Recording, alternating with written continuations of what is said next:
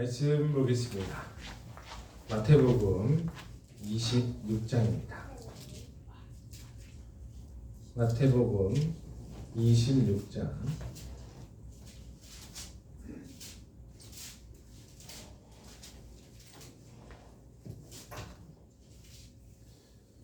31절부터 32절까지 말씀만 같이 보겠습니다. 마태복음 26장 31절 32절입니다.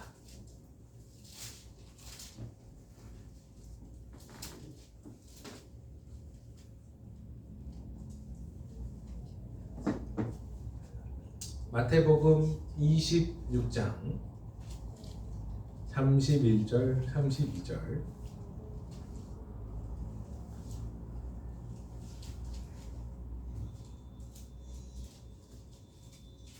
신약성경 46쪽입니다.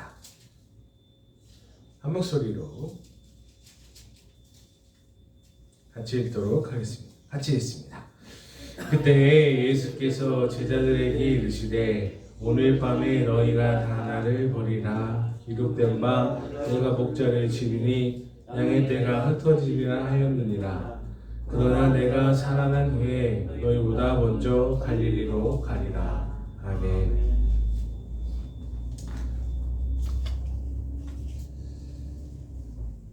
코로나가 유행을 하고 있는 가운데 여러분 그래도 건강하시기를 바랍니다. 걸렸으면 빨리 완쾌되고 안 걸렸으면 걸리지 않기를 축복합니다. 큰 후유증 없이 바로바로 완쾌되어서 일상적인 생활 다 가득하시기를 주님으로 축복합니다. 사람들의 이야기는 사실 크게 영향력이 없습니다. 베드로가 어떻게 했든 예수님이 당한 고난이 우리에게 어떤 의미를 주는지에 대한 이야기를 빼고 사람들이 어떻게 했든 유대교회에서 예수님을 어떻게 하려고 했든 또 배신이 일어나든 이런저런 일이 일어나든지 간에 그 상황 속에서 이미 일어난 일에 대한 일들은 이미 일어난 일이고 또 거기서 교훈을 찾자고 하는 것도 사실 매력이 별로 없습니다. 이미 일어난 일은 일어난 일이고 과거의 일은 과거의 일이고 그때 여러 가지 일들이 다양하게 일어났어도 지금 어떻게 할 것인가가 중요하지 앞으로 어떻게 되어질 것인가가 중요하지 과거에 일어난 일을 교훈 삼아 이제 앞으로 나아가자 하는 건 어느 정도 한계가 있지요. 물론 거울을 삼아서 반면 교사를 한다든지 앞으로 어떻게 헤쳐날 것인가에 대한 교훈을 삼는다는 건 좋은데 우리는 미래를 꿈꾸며 살아야 하지 않겠습니까? 신앙인은 믿음으로 살고 사람은 희망으로 살고 안 믿는 사람들은 기대감으로 삽니다. 그러니 앞으로 되어질 일들 잘 될 것이다 하는 기대감으로 또 하나님이 이렇게 하게 해 주실 것이다 하는 믿음으로 또 앞으로 어떻게 할 것인가에 대한 기대와 희망으로 믿음으로 우리는 살아가야 합니다. 종려주의를 맞이하여서 위대한 왕이 마치 다윗처럼 다윗 왕국을 꿈꾸는 메시아를 기다리는 이스라엘 백성들에게 말씀을 이루어주는 어린 나귀를 타고 나타난다고 하는 그 메시아의 모습을 예수님이 똑같이 재현하셨습니다. 사람들은 기대감에 환호를 했고 또 새로운 왕을 기다리고 있던 사람들에게는 흥분의 도가니일 수밖에 없었죠. 얼마나 좋았겠습니까? 세상에 누가 어린 나귀를 타고 바닥에 질질 끌리는 모습을 하면서 등장을 하려고 하겠어요. 드라마만 봐도 있잖아요. 백마탄 왕자를 기다리지 어린 나귀를 질질 이렇게 타면서 끌리면서 이게 타고 가는 건지 나귀에 끌려가는 건지 그런 모습을 하고 나타날 사람이 정복자나 왕으로는 없다 이거죠. 어릴 때 개를 타보려고 했는데 이놈의 개가 작잖아요. 근데 어릴 때는 또 타보려고 하고 싶잖아요. 또 우리 집에 복돌이가 있었는데 복돌이를 한번 타보려고 그랬어요. 복돌이를 탔더니 그놈의 자식이 질질 끌리더라고요. 또 질질 끌리면서 이제 결국엔 내동댕이 쳐졌죠. 뭐 그런 모습이랑 다를 게 없다 이거죠. 여러분 그런 모습을 하고 왕이 나타났습니다. 다시 나타날 왕이 질질 끌리는 모습을 하며 보잘것없는 모습으로 너희에게 올 것이다 라고 하는 기대감에 사람들이 사로잡혔는데 그 왕이 나타났으니까 얼마나 흥분이 됐겠어요. 예수님을 보면 사람들이 환호했을 것이고 열광했을 것인데 그 예수님이 앞으로 되어질 일들을 이미 아셨던 예수님은 어떤 마음이셨을까 하는 것을 짐작을 해볼 수 있습니다. 그리고 어떤 마음이었을까 하는 건 또 완벽히 이해할 수는 없는 행동이죠. 사람들은 환호하는데 본인은 십자가 지셔야 한다는 걸 알고 계셨으니 어떤 마음이었을까? 헤아려 보면 참 헤아리기가 힘들고 짐작해 보면 아이고 참 이게 난감하구만 하는 생각도 들고 그래요. 우리 묵상하는 거 잠깐 내려놓고 우리에게 직접적인 말씀을 나누도록 하겠습니다. 성경에 등장하는 말이 있죠. 일전에도 한번 얘기했지만 태초에라는 말입니다. 창세기가 태초에라고 하는데 알파벳 순서를 좋아하는 사람들에게 A로 시작하지 않고 B로 시작합니다. 집이라는 뜻이 히브리어로 브레싯이라고 하는데 왜 우리 기역, 니은, 디귿, 리을 할 때 B로 시작합니다. 히브리 사람들이 알파벳 맞추고 숫자 맞추는 걸 굉장히 중요하게 여기는데 처음 시작을 A로 시작하지 않고 B로 시작했다는 것은 놀라운 일인 거죠. 우리 정기덕 교수님이 알려준 건데 왜 B로 시작했을까? 브레싯이라고 집을 얘기한다고 합니다. 오늘 처음 찬송가 했던 것처럼 만세반석위에다가 집을 짓는 자라고 신앙인들은 집을 짓는 자라고 얘기하잖아요.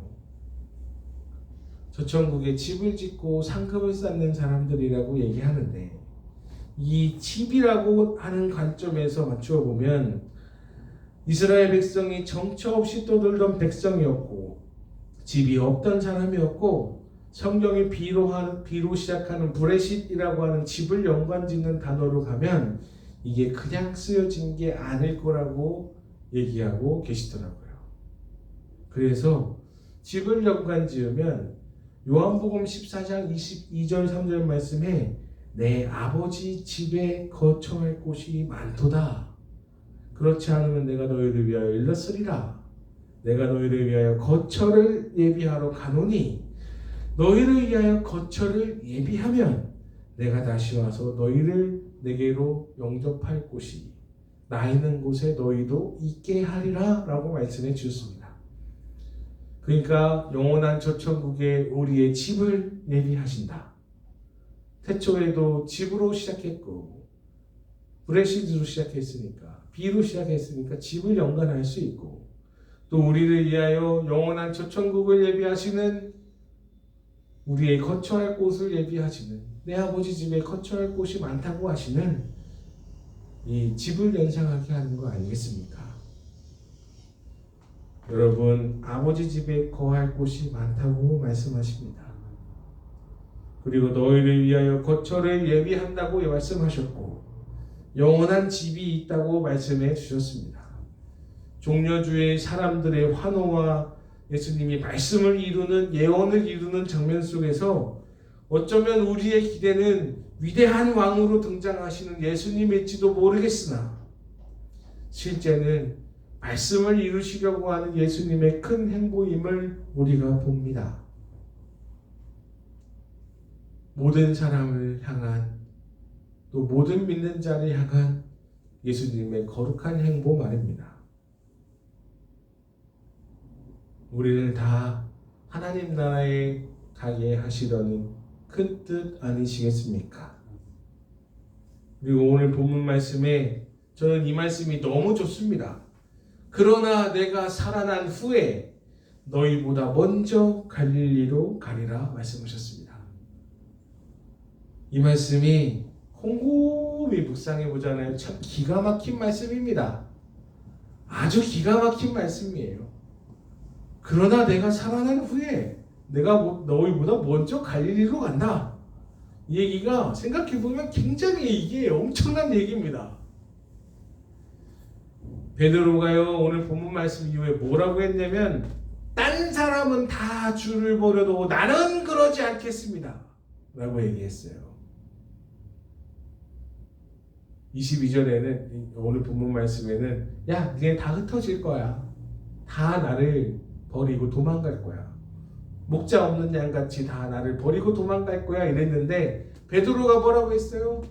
딴 사람이 다 줄을 버릴지라도 나는 줄을 버리지 않겠습니다. 이렇게 굳게 결의를 하고 주를 위하여 죽겠습니다라고 말했습니다. 그 외에 나머지 제자들도 다 주를 위하여 죽겠습니다라고 얘기했어요. 여러분 베드로가 3년을 따라다녔습니다. 목숨 걸고 주님을 따라다녔습니다. 주를 위하여 죽겠다고도 얘기한 사람입니다. 그리고 많이 배웠겠죠. 기록되지 아니한 것들도 이 땅에 담아두기 어려울 만큼 많다라고 할 정도로 했으면 많이 배웠을 겁니다. 결국에는 이 베드로가 어디로 갔습니까? 예수님 돌아가신 후에 물고기 잡으러 갔어요. 물고기 잡으러. 본인의 원래 직업이었던 어부하러 갔습니다. 근데 예수님이 뭐라고 하셨냐면 그러나 내가 살아난 후에 너희보다 먼저 갈릴리로 가리라. 이미 다 알고 계신다는 얘기겠죠. 뭐 배신을 했다 뭐 이런 건 중요하지 않아요. 이거를 곰곰이 생각해 보면 이 이야기가 뭐겠어요? 사람들이 시리에 빠졌어도 그 자리까지 먼저 예비하시는 주님을 볼 수 있습니다. 그러나 내가 살아난 후에 너희보다 먼저 갈릴리로 가 있겠다.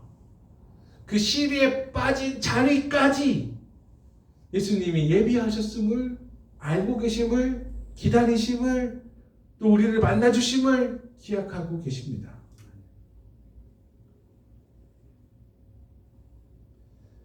우리는요, 야 이 배신자야 이러면 다시는 안 봅니다.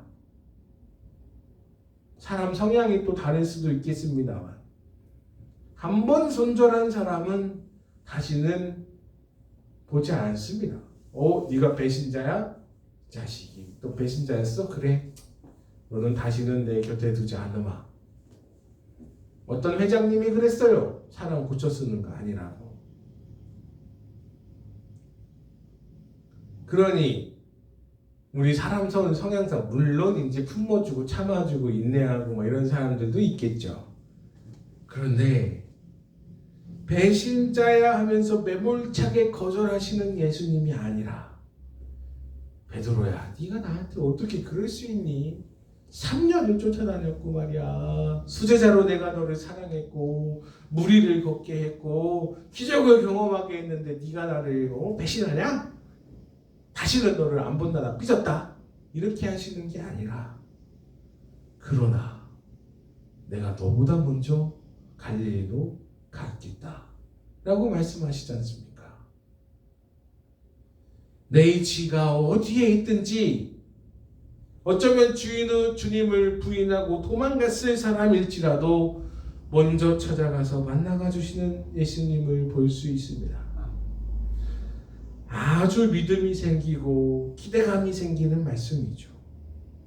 그러나 내가 살아난 후에 너희보다 먼저 갈릴리로 가리라.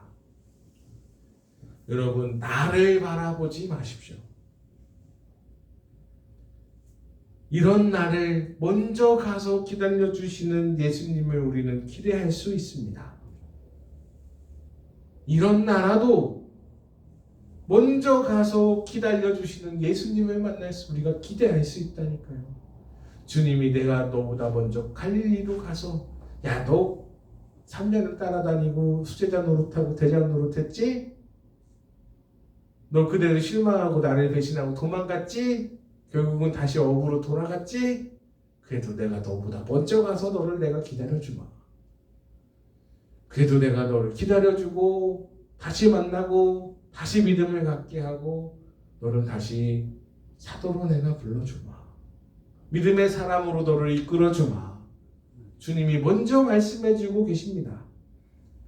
이 얘기 그냥 스쳐 지나가면 몰라요. 어떻게 먼저 간다 그러지? 아니 나중에 물고기 잡아서 같이 그냥 베드로한테 와서 먹으라 말씀하셨지. 이렇게 그냥 이해 넘어가고 갈 수 있겠으나 곰곰이 생각해 보면 야, 내가 지금 시리에 빠졌어도, 내가 지금 실망감에 빠졌어도, 내가 지금 혹은 가슴이 찢어질 것 같이 아플지라도, 아니면 내가 주를 모른다고 얘기했었던 사람일지라도, 아니면 내가 처음 이 복음의 소식을 듣는 사람일지라도 나를 먼저 가서 기다려주고 계시는 예수님이 계시구나. 주님이 먼저 나를 사랑해 주셨구나. 그럼에도 불구하고 나를 사랑해 주시는구나 하는 기대를 하며 우리가 살아갈 수 있습니다. 여러분, 한 주도 혹은 앞으로의 일상도 예수님이 나를 사랑하신다, 나를 기다리고 계신다, 먼저 만나주신다 하는 기대감으로 살아가시기를, 믿음으로 살아가시기를 주님의 이름으로 축복합니다. 기도하겠습니다.